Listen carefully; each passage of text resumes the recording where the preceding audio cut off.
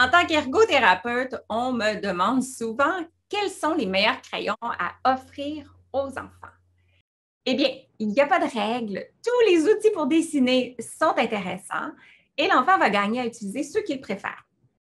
Cependant, lorsqu'il s'agit de présenter des opportunités côté développement, les deux clés suivantes seront intéressantes pour orienter le choix des outils des enfants entre 0 et 6 ans. Assortir le crayon à la main qui l'utilise. Pour avoir une expérience positive avec le crayon, soit du plaisir et du succès, celui-ci doit être assorti à la main qui l'utilise. S'il est trop gros, trop lourd ou ne produit pas un effet qui est satisfaisant, l'enfant va être moins intéressé et ses capacités vont moins se développer. Bien sûr, l'aspect sécurité doit aussi être considéré.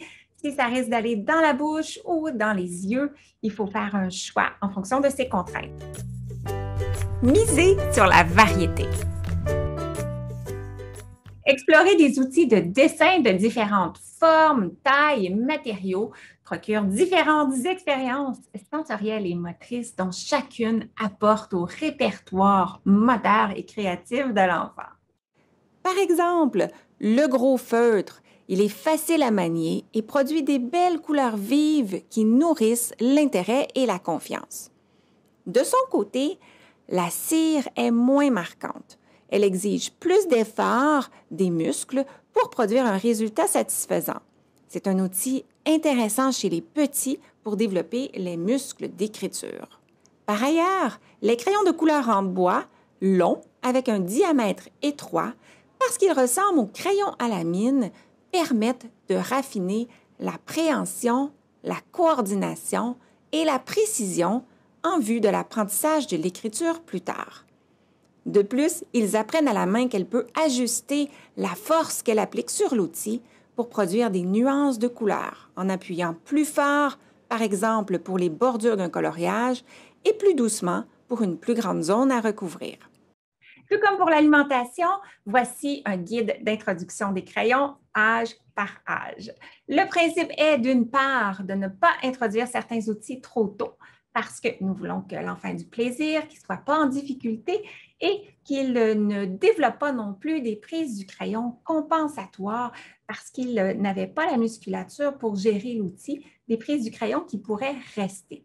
D'autre part, nous voulons introduire graduellement des outils de plus en plus exigeants côté manipulation et précision pour inciter à des préhensions et un contrôle du crayon de plus en plus mature, en route vers l'écriture.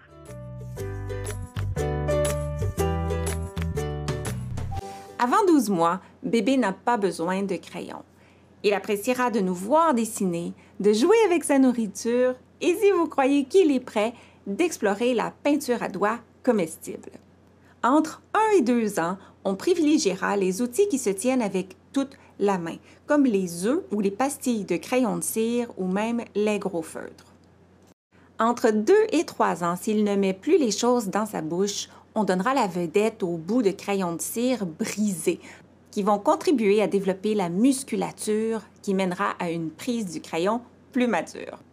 Entre 3 et 4 ans s'ajoutera le crayon de cire pleine longueur. On gardera le gros diamètre jusqu'à 4-5 ans, âge où celui plus étroit devient intéressant pour des créations avec plus de précision.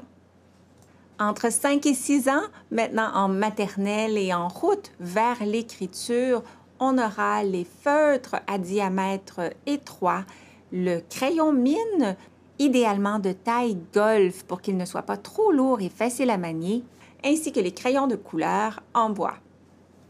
En somme, l'idée est d'ajouter progressivement des nouveaux outils au répertoire de l'enfant, tout en gardant disponibles les options précédentes.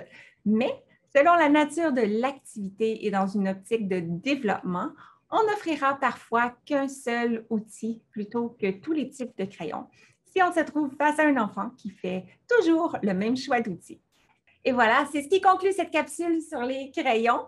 Pour en apprendre plus sur l'ergothérapie ou le développement moteur de l'enfant, je vous invite à me retrouver dans une autre capsule vidéo disponible sur le même site. Au plaisir!